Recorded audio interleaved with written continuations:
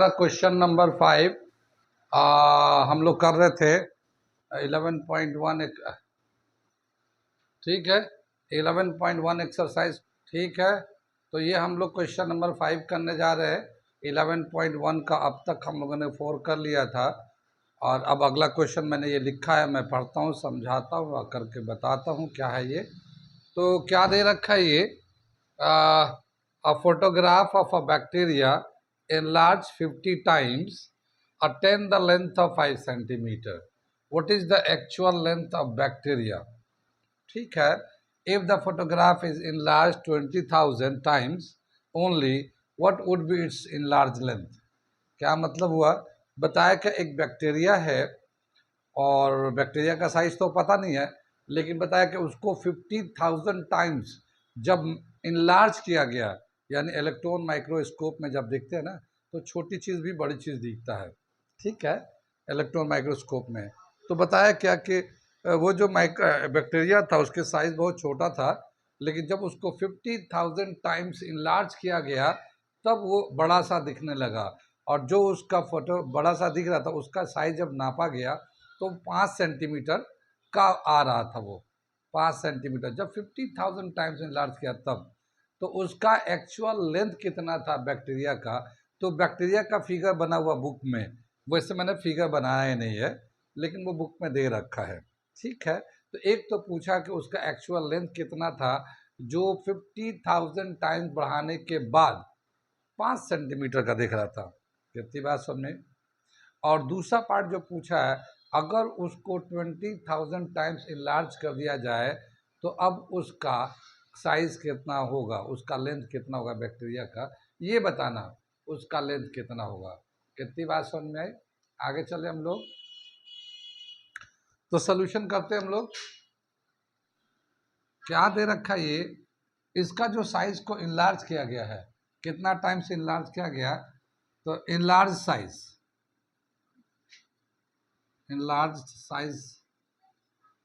कितना times enlarge किया गया, 50 टाइम्स।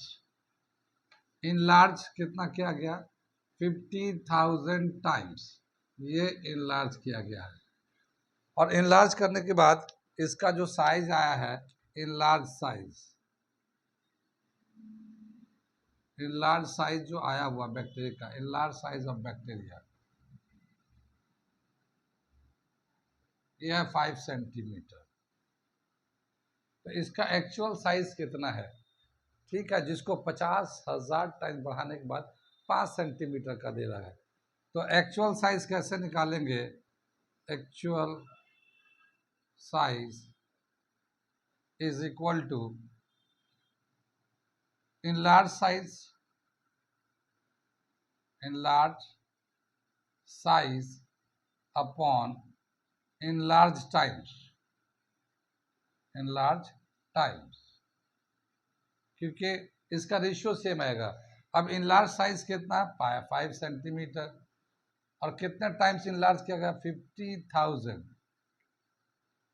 ठीक है ना, इतना टाइम्स जो है ना इनलार्ज किया गया है। तो देखो 5 से 5 कैंसिल हो जाएगा, ये 1 आ जाएगा और ये बचेगा फिर हमारा 10,000। 10 को हम लोग 10 to the power minus 4 times भी लिख सकते हैं, 10 टू द पावर माइनस 4 आ गया ये, ठीक है ना। तो इसका एक्चुअल जो साइज होगा, एक्चुअल साइज ऑफ बैक्टीरिया जो है वो 10 to the power minus 4 centimetre है। उसको इनलार्ज किया गया है और मैग्नीफाई करके जब 50,000 टाइम बढ़ाया गया है तो 5 सेंटीमीटर का दिख रहा है वो, ठीक है। समझ में आइए एक्चुअल साइज। हाँ बोलिए।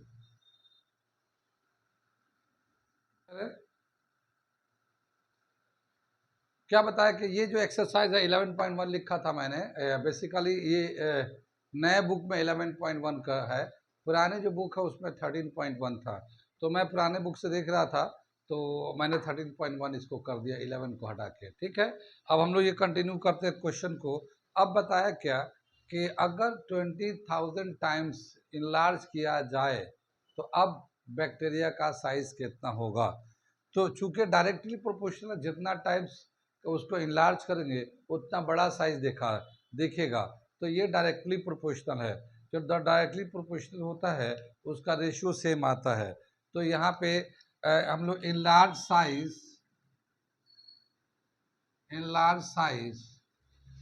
अपॉन इन लार्ज टाइम्स ये दे रखा हमारा, ये इसका रेशियो है, साइज एंड टाइम्स का निकालते हैं। तो पहला जो साइज था 5 सेंटीमीटर था और वो 50,000 टाइम्स जो है ना इनलार्ज किया गया है। अब बताया कि कितना साइज होगा अगर 20,000 टाइम्स अगर इसको इनलार्ज किया जाए, तो ये दे रखा है। अब देखो ये 20,000 तो 4 जीरो, तो इसके 4 जीरो इसको कैंसिल हो जाएंगे और ये 5 तो 1 आ जाएगा, तो यहाँ पे 1 आ गया टोटल, तो ये 1 अपॉन x/2 आ जाएगा। ठीक है ना, ये तो पूरा कैंसिल होके 1 आ गया, 4 जीरो इससे कैंसिल हो गया और x इज इक्वल टू कितना आ जाएगा 2 सेंटीमीटर।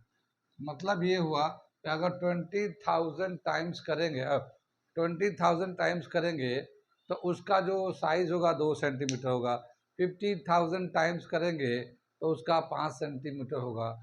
अगर 70,000 टाइम्स करेंगे तो उसका साइज 7 सेंटीमीटर का होगा। जितना टाइम्स होगा वो 4 जीरो हटा के उतना ही बड़ा साइज होगा। 50,000 था ना, तो सब जीरो हटा के 5 सेंटीमीटर था लेंथ। ठीक है ना, तो ये हमारा हो गया क्वेश्चन नंबर 5। ये दे रखा था डायरेक्ट प्रोपोर्शन में कितना टाइम्स बढ़ाया तो कितना साइज हुआ। ये हो गया हमारा क्वेश्चन नंबर 5। अब हम क्वेश्चन नंबर 6 लिखने जा रहे हैं। कोई ये क्वेश्चन दे रखा question number 6 13.1 exercise direct and inverse proportion. Question में पढ़ता हूँ। In a model of a ship the mast is 9 centimetre high while the mast of actual sheep is 12 meter high. If the length of the sheep is 20 meter, how long is the model sheep? क्या मतलब हुआ, जो एक sheep है तो sheep का जो एक मॉडल बनाया गया है, तो जो रियल में शीप है उसका सामने का जो मास्ट, मतलब वो सामने का जो शेप होता है, वो मास्ट होता है, वो रियल में तो 12 मीटर है, लेकिन उसको मॉडल जो बनाया गया वो 9 सेंटीमीटर का बना के दिखाया गया है। ठीक है, जो रियल में वो तो 12 मीटर का है, लेकिन वो 9 सेंटीमीटर का दिखाया गया मॉडल पे। ऐसे ही जो शीप है उसका रियल में जो साइज है 28 मीटर है, तो मॉडल में अगर बनाया गया हो तो वो कितना मीटर लंबा या कितना सेंटीमीटर लंबा उसका मॉडल पे बनाया गया है, ये बताना है हमें। ठीक है, ये भी डायरेक्ट वेरिएशन है, जितना बड़ा लेंथ होगा उतना ही उसके हिसाब से मॉडल पे साइज आएगा। तो क्या होगा size on the model actual length, ये मैं देखता हूं। साइज ऑफ द मॉडल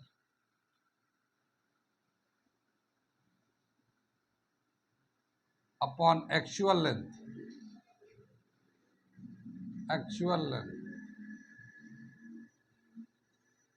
ठीक है, एक्चुअल लेंथ क्या दे रखा है, साइज ऑफ द मॉडल। अब जैसे size of mass in model upon size of mass in real is equal to size of sheep in model में साइज ऑफ शीप कितना होगा, नीचे दे रखा है size of sheep in real में जो साइज ऑफ शीप है, ये इस तरह से आ गया। मॉडल पे साइज और रियल में जो साइज है, इस तरह से हम लोगों ने ले लिया। अब यहाँ पे जो मैस्ट का मॉडल में साइज दे रखा है वो है 9 सेंटीमीटर, लेकिन वो एक्चुअल में उसका साइज है 12 मीटर। ठीक है, size of the ship in model ये हम x ले लेते हैं, मॉडल में शिप का साइज कितना होगा। ठीक है, जबकि रियल में उसका जो साइज है 28 मीटर है। कितनी बात समझ में, तो ये मीटर से मीटर कैंसिल हो जाएगा, ये 28 को इधर ला लेते हैं तो x का वैल्यू आ जाएगा कितना आएगा ये 9 into 28/12 is equal to x. X इधर लिख लेते हैं हम लोग, एक्स इधर कर लिया। 3 से काटते हैं, 3 4 ज़ा 12, 3 3 ज़ा 9, 4 7 ज़ा 28। अब नीचे का कैंसिल हुआ, 7 3 ज़ा 21। तो ये 21 सेंटीमीटर का इसको दिखाना पड़ेगा। ठीक है, तो जो मॉडल का जो साइज होगा वो 21 सेंटीमीटर का होगा। कितनी बात समझ में आई है? x is equal to 21 centimetre, size of model ship 21 centimetre. कहाँ कहाँ समझ में आया, कहाँ कहाँ नहीं आया? आ रहा सब समझ में? हाँ, नोट कर लीजिए इसको। फिर अगला वाला क्वेश्चन करने जा रहे हैं, इसे मिटा रहे हैं। पढ़ रहा हूँ। Suppose 2 kg of sugar contains 9 into 10 to the power 6 crystals. How many crystals are there in 5 kg of sugar, 1.2 kg of sugar? कितनी बात समझ में? सोल्यूशन करते हैं हम लोग इसका। ये भी जितना ज़्यादा शुगर लेंगे उतना ज़्यादा क्रिस्टल होगा।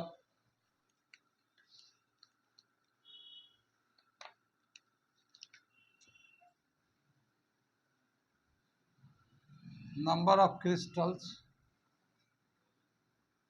Upon mass of sugar in KG, इसका रेशियो ले रहे हैं। तो पहले में क्या दे रखा है, नंबर ऑफ क्रिस्टल कितना है, 9 into 10 to the power 6 crystal है, और मास कितना है 2 kg दे रखा है। ये तो हमें दे रखा है। ठीक, अब हमसे पूछा पहले पार्ट में कि 5 kg में कितने क्रिस्टल होंगे। तो हम लोग क्या करेंगे, क्रिस्टल की जगह पे तो x लिख देते हैं और यहाँ 5 kg डाल देते हैं, क्योंकि ऊपर नंबर ऑफ क्रिस्टल नीचे मास। ये ऑर्डर बहुत ध्यान रखने की ज़रूरत है कि ऊपर में जो लिखेंगे नीचे में जो लिखेंगे उसी ऑर्डर से उसका वैल्यू फीड करते हैं या वैल्यू को पुट करते हैं। अगर ऑर्डर में फीड करेंगे तब तो करेक्ट आंसर आएगा, अगर आप इधर उधर करेंगे तो आंसर गलत आने लगेगा। ठीक है, तो इसीलिए इसको भी ध्यान करने की ज़रूरत है। ये देखो, ये केजी से केजी कैंसिल हो जाएगा, 5 को यहाँ लेके आ जाते हैं, x का वैल्यू आ जाएगा। तो 9 into 10 to the power 6 into 5 upon 2 is equal to x। ठीक है, 5 9 ज़ा 45, 45 10 to the power 6 upon 2 is equal to x। ये हमने इधर ले लिया x को। 45 को 2 से डिवाइड करेंगे, 22.5 into 10 to the power 6 crystal, ये आ जाएगा इसका आंसर। इसमें 5 kg में जो है नंबर ऑफ क्रिस्टल होगा 22.5 10 टू द पावर 6। ये हमारा आंसर हो गया पहले पार्ट का। कहाँ कहाँ समझ में आया? ठीक है, नोट कर लीजिए इसको, फिर मैं दूसरा पार्ट कराता हूँ। अब सेकेंड पार्ट कर रहे हैं हम लोग, और सेकेंड पार्ट में देखते हैं क्या दे रखा है।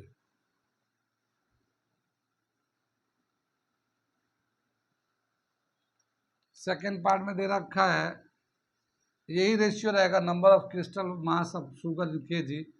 तो यहाँ पे जो 9 इंटू 10 टू द पावर 6 है, इस वक्त इसका जो मास है 2 kg का था। अब बताया कि 1.2 kg अगर है तो कितने नंबर ऑफ क्रिस्टल है। तो केजी नीचे था कि नीचे नीचे लगा दिया, केजी से केजी कैंसिल हो जाएगा, ये ऊपर चला जाएगा। तो x इज इक्वल टू क्या हो जाएगा, 1.2 into 9 into 10 to the power 6, और ये 2 आ जाएगा। 2 से इसे कैंसिल कर देंगे तो 0.6 आ जाएगा, 0.6 आ जाएगा। 9 6 54, तो ये 5.4 10 टू द पावर 6 क्रिस्टल। तो इसमें इतने क्रिस्टल्स होंगे, 5.4 10 टू द पावर 6 क्रिस्टल। कहाँ कहाँ समझ में आया? बिल्कुल, ये डायरेक्ट प्रोपोर्शन होता है ना, तो रेशियो सेम आता है, और जब रेशियो सेम आता है तो इस तरह से रेशियो करके निकाल लेते हैं। आ रहा समझ में कुछ? ये अगला क्वेश्चन आ गया हमारा, क्वेश्चन नंबर 8। क्या दे रखा? Rashmi has a road map with a scale of 1 centimeter representing 18 kilometer. She drives on a road for 72 kilometer. What would be the distance covered in the map? ठीक है, रश्मि ने एक मैप बनाया है, तो 1 सेंटीमीटर जो मैप में जो 1 सेंटीमीटर रिप्रेजेंट किया है वो 18 किलोमीटर को रिप्रेजेंट कर रहा है। 1 सेंटीमीटर 18 किलोमीटर को रिप्रेजेंट कर रहा है। तो अगर वो 72 किलोमीटर ड्राइव किया या 72 किलोमीटर चला है तो मैप में कितने सेंटीमीटर से रिप्रेजेंट करेंगे इसको? ठीक है, ये सवाल है। अब हमें करके दिखाना है, तो हम लोग करते हैं इसको, सॉल्यूशन करते हैं इसको। क्या दे रखा है? इसमें दो चीज़ें हैं, मैप में कितना स्केल से दिखाते हैं और रियल में उसका कितना लेंथ होता है। तो स्केल ऑन मैप ऊपर लिख लेते हैं upon actual length, actual distance. तो पहले में क्या दे रखा है? जो पहला दे रखा है वो 1 सेंटीमीटर है, लेकिन वो जो एक्चुअल लेंथ है 18 किलोमीटर है। अब बताया क्या कि अगर वो 72 किलोमीटर जाता है तो उसको कितना से दिखाया जाएगा मैप पे? तो 72 किलोमीटर अगर रोड पे है तो मैप पे कितना सेंटीमीटर से दिखाया जाए इसको? तो ये हमारा आ गया इसका। इसको हम लोग किलोमीटर से किलोमीटर कैंसिल हो जाएगा, ये इधर क्रॉस हो जाएगा। तो 1 × 72 upon 18 is equal to x। ठीक है, ये जो 6 से कैंसिल करेंगे, 6 3 ज़ा 18, 6 1 ज़ा 6, 6 2 ज़ा 12, 3 1 ज़ा 3, 3 4 ज़ा, तो x जो है 4 सेंटीमीटर आंसर आ गया। यानी मैप पे 4 सेंटीमीटर से रिप्रेजेंट करेंगे 72 किलोमीटर को, जो इसके लिए दिया हुआ है। कहाँ तक समझ में आया ये? ठीक है, ये हो गया हमारा क्वेश्चन नंबर 8। अगला हम लोग क्वेश्चन नंबर 9 करते हैं। छोटे छोटे क्वेश्चन है, जल्दी जल्दी कर लेते हैं। ये आ गया क्वेश्चन नंबर 9। ये मैं लिख दिया हूँ और मैं पढ़ता हूँ, समझाता हूँ और करके दिखाता हूँ क्या है ये। A 5 meter 60 centimeter high pool cast a shadow 3 meter 20 centimeter long. Find at the same time, उसी टाइम में ये बताना है क्या? The length of the shadow cast by another pool 10 meter 50 centimeter high. और फिर यहाँ the height of the pool which cast a shadow of 5 meter long. क्या समझ में आया कि एक पोल है, सोल्यूशन कर रहे हैं हम लोग, सोल्यूशन कर रहे हैं, मैं थोड़ा समझते हैं। ये एक पोल है, ठीक है ना। इस पोल का जो हाइट दे रखा है ये है 5 मीटर 60 सेंटीमीटर, ठीक है। यहाँ पे सन है, ठीक है, तो इसका शेडो बन रहा है इधर की तरफ, इसका शेडो इधर की तरफ बन रहा है ऐसे। ये 5 मीटर 60 सेंटीमीटर है, तो इसका शेडो ना इधर बन रहा है। और ये जो है शेडो का जो लेंथ है वो है 3 मीटर 20 सेंटीमीटर, ये दे रखा है। ये पोल है हमारा, ये पोल है इधर, और ये शेडो है। ये तो पहले केस में दे रखा है 5 मीटर और 60 सेंटीमीटर है, तो उसका शेडो बन रहा है 3 मीटर 20 सेंटीमीटर। अगर दूसरा एक पोल है, उसका पोल का जो 10 मीटर 50 सेंटीमीटर हाई है, तो उसका शेडो कितना होगा? ठीक है, एक दूसरा पोल है, उसका हाइट दे रखा है 10 मीटर 50 सेंटीमीटर, इसका हाइट है, तो इसका शेडो का लेंथ कितना होगा? ये वाला शेडो बताना कितना होगा। इसका लेंथ ये दे रखा है सेम टाइम में, ठीक है। ये क्वेश्चन मैं मिटाता हूँ, ये तो फिगर समझ में आ रही है। जाहिर है जितना बड़ा पोल होगा उतना बड़ा शेडो होगा, छोटा पोल होगा छोटा शेडो बनेगा। तो ये एक डायरेक्ट प्रोपोर्शन है, और डायरेक्ट प्रोपोर्शन है तो इसका रेशियो सेम आएगा। Height of the pool and length of the shadow का रेशियो बराबर आएगा। Height of the pool, height of the pool को ऊपर लिख लेते हैं और नीचे लिख लेते हैं लेंथ ऑफ शेडो। ठीक है, ये सब करा रहा हूँ, ये तुम रिवीजन कर रही हो? नहीं कर रहे, टाइम ही नहीं है, पता नहीं कौन से काम में बिजी है। Height of pole, length of the shadow. तो पहला का दे रखा हाइट ऑफ द पोल, क्या दे रखा है? 5 मीटर 60 सेंटीमीटर। ये तो हाइट ऑफ द पोल है, और इसका शेडो का लेंथ कितना है? 3 मीटर 20 सेंटीमीटर। ये तो दिया हुआ है। अब हमें बताना है कि हाइट ऑफ द पोल अगर 10 मीटर 50 सेंटीमीटर है, 10 मीटर 50 सेंटीमीटर है, तो उसका शेडो का लेंथ कितना होगा? तो हम लोग एक्स ले लेते हैं। ठीक है, समझ में आ रही बात? हम लोगों ने पहले यहाँ पे रेफरेंस लेना पड़ता है, ऊपर क्या लिखना है, नीचे क्या लिखना है, और फिर उसी के हिसाब से उसके वैल्यू को हम लोग पुट करते हैं। हम लोग क्या दे रखा है? 1 मीटर में कितने सेंटीमीटर होते हैं? देखो 5 मीटर है, 60 सेंटीमीटर है, तो 5 मीटर को जब सेंटीमीटर बदलेंगे तो इसको 100 से मल्टीप्लाई कर देंगे, तो क्या होगा? 500 सेंटीमीटर हो जाएगा। फिर ये 60 सेंटीमीटर को इसमें प्लस कर देंगे तो 560 सेंटीमीटर आ जाएगा, ऐसे आ जाएगा। तो ये जो 5 मीटर 60 सेंटीमीटर है, इसको सेंटीमीटर में कन्वर्ट करेंगे तो 560 सेंटीमीटर आ गया ये। ठीक है, ऐसे ही ये 3 मीटर 20 सेंटीमीटर को करेंगे तो 320 सेंटीमीटर आ जाएगा। और यहाँ पे फिर 10 मीटर 50 सेंटीमीटर है तो 1050 सेंटीमीटर हो जाएगा। और ये x, ये हमें x निकालना है, लेंथ ऑफ द शेडो निकालने हैं। अब देखो सेंटीमीटर से सेंटीमीटर कैंसिल हो जाएगा। ठीक, ये 0 से ये 0 कैंसिल हो जाएगा। ठीक है, 8 से कैंसिल हो जाएगा, 8 4 जा 32, 8 7 जा 56। ठीक है, तो ये हमारा 7/4 इधर आ गया, 1050 अपन x उधर आ गया। अब अगर मैं x का वैल्यू निकालने जाएंगे तो x इज इक्वल टू क्या हो जाएगा? x को इधर ला लेते हैं और ये सबको इधर ला जाते हैं, तो 1050 इंटू 4 अपॉन 7, ये नीचे वाला 4 ऊपर चला गया, 7 नीचे चला गया।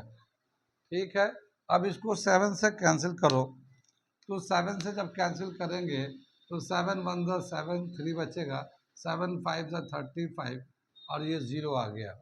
150 को 4 से जब मल्टीप्लाई करेंगे तो ये 600 सेंटीमीटर है, 600 सेंटीमीटर आ जाएगा। और अगर मीटर में करेंगे तो 100 से डिवाइड कर देंगे तो ये 6 मीटर आ जाएगा ये। तो यहाँ पे जो लेंथ ऑफ द शेडो है वो 6 मीटर है, सेंटीमीटर में 600 सेंटीमीटर है ये। तो ये हो गया पहला पार्ट। कहाँ कहाँ समझ में आया, कहाँ कहाँ नहीं आया, नोट कर लीजिए, इसको नोट करिए। सेकेंड पार्ट में क्या दे रखा है ये? सेकेंड पार्ट में देखो क्या दे रखा है ये लिखा the height of the pool. यहाँ पे हाइट ऑफ पूल बताना है, ये कितना होगा, लेकिन शेडो दे रखा है यहाँ पे, ये 5 मीटर का शेडो है। तो ऊपर में हाइट ऑफ द पूल है, ये हमें निकालना, तो ये x डाल दिया हाइट ऑफ पूल की जगह पे, और लेंथ ऑफ शेडो कितना आगा?